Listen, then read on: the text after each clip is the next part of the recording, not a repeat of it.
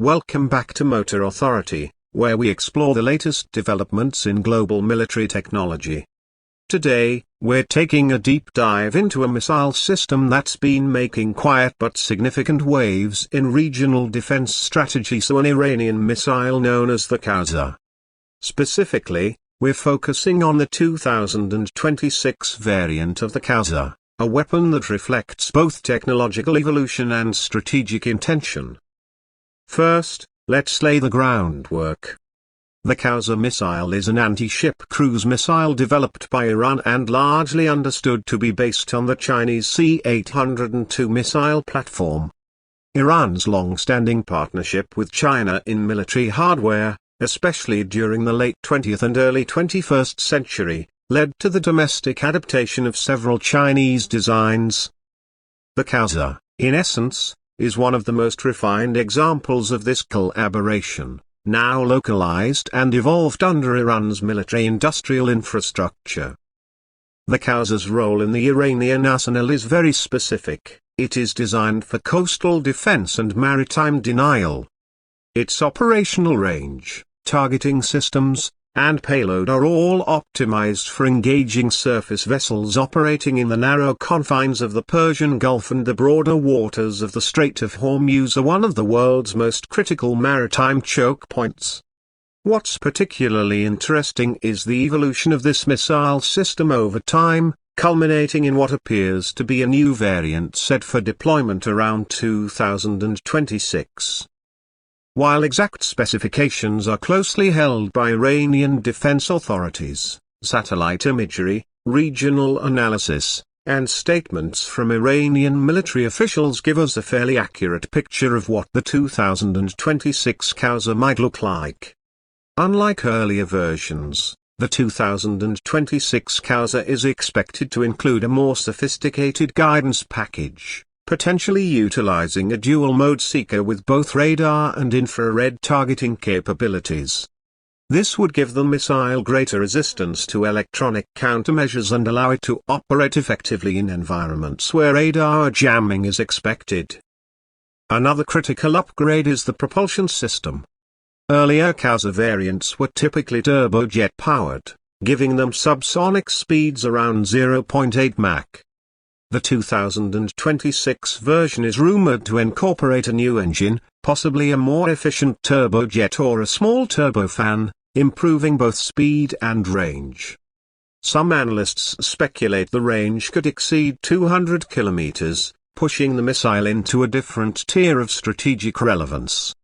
For a country like Iran, which emphasizes asymmetric naval tactics, that extra range translates into an increased threat envelope covering U.S. Navy carriers, regional allies' warships, and commercial tankers without the need for forward-deployed launchers. Launch platforms for the Kowsar have also diversified. Originally fired from land-based launchers or smaller patrol vessels, Iran has reportedly been working on modular systems that can be fitted to a wider array of platforms, including corvettes, fast attack craft, and even mobile ground vehicles. That's important because it reflects Iran's desire for flexibility, being able to launch these missiles from unexpected locations and maintain operational ambiguity. In terms of warhead, the 2026 variant appears to retain the traditional high-explosive fragmentation payload, likely weighing between 130 to 165 kilograms. This is sufficient to disable or seriously damage most naval vessels, particularly commercial shipping or lightly armored military craft. However, there's speculation that future iterations could include modular warhead types, possibly even penetrative variants to deal with heavier armor or reinforced hulls. Stealth and low observability are also becoming a focus. Photos of newer test models show a cleaner aerodynamic profile, potentially with reduced radar cross-section. Combined with sea-skimming capabilities, so where the missile flies just a few meters above the ocean's surface, here the Kowsar 2026 could become significantly harder to detect and intercept. This would make it especially dangerous in a saturated missile attack scenario, where multiple missiles are launched simultaneously to overwhelm shipboard defenses. Now, let's talk guidance. Earlier Kowsar models utilized active radar homing in their terminal phase, but that left them vulnerable to jamming and spoofing. The 2026 model may incorporate artificial intelligence in its flight computer to recognize ship profiles or dynamically shift targeting priorities mid-flight. While we can't confirm this feature definitively, it aligns with a broader global trend of incorporating AI into missile systems for smarter engagement decisions. The geopolitical implications of this missile cannot be overstated. In the Persian Gulf, where tensions between Iran and Western-aligned powers run high, the presence of a longer-range, smarter, and stealthier Kowsar changes the strategic calculations. Naval forces operating in the region must consider a more lethal threat from greater distances and less predictable launch points. For Iran, it's a potent symbol of self-reliance and deterrence, one that doesn't break the bank but significantly increases its regional leverage. Iran's military doctrine leans heavily on the use of missiles of both ballistic and cruise for area denial. The Kowsar complements this doctrine perfectly. Its low altitude, relatively low cost, and hard-to-detect profile make it ideal for swarm tactics, especially when paired with Iran's fast-attack naval boats. By launching dozens of these simultaneously, Iran could feasibly challenge even highly defended ships equipped with modern air defense systems like the Aegis or Sea-Ram. The development process of the Kowsar also sheds light on how Iran approaches indigenous defense development under sanctions. Relying on reverse engineering, iterative testing, and local materials, Iran has managed to produce a missile that, while not revolutionary, is robust and well-suited to its tactical environment.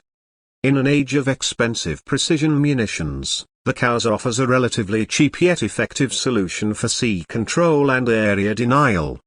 Iran's state media often showcases these missiles in large-scale military drills, where multiple launches are demonstrated in quick succession.